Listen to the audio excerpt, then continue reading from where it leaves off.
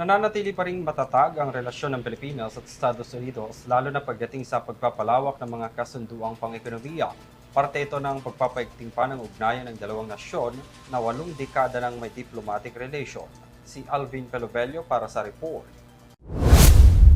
Sa pamamagitan ng isang phone call, nakausap ni Pangulong Ferdinand Marcos Jr. si Secretary of State Marco Rubio kung saan tinalakay ang lawak ng bilateral economic at security na prioridad ng Amerika at ng Pilipinas.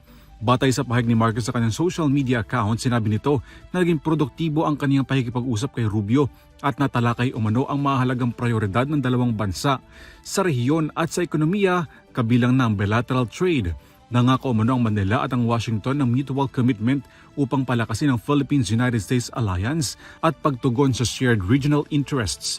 Ayon naman sa pahayag ni US State Department spokesperson Thomas Pigot, kabilang daw sa natalakay ang mas advanced na kapayapaan at seguridad sa South China Sea at iginit ni Rubio ang pangako ng Washington na magkaroon ng Luzon Economic Corridor at pag-explore sa mga paraan kung paano matutugunan ang kakulangan ng enerhiya sa rehiyon. Iginit din ng kalihim ng Washington ang mas pinatatag na alyansa sa pagitan ng dalawang bansa kasabay ng pagunita sa ika-80 taong anibersaryo ng diplomatikong relasyon at 75 taong pagiging magkakampi sa pagitan ng Estados Unidos at ng Pilipinas. Nabuo ang panukalang billion-dollar deal na Luzon Economic Corridor sa naganap na trilateral meeting sa pagitan ni Marcos, dating US President Joe Biden at dating Japanese Prime Minister Fumio Kishida sa Washington noong 2024.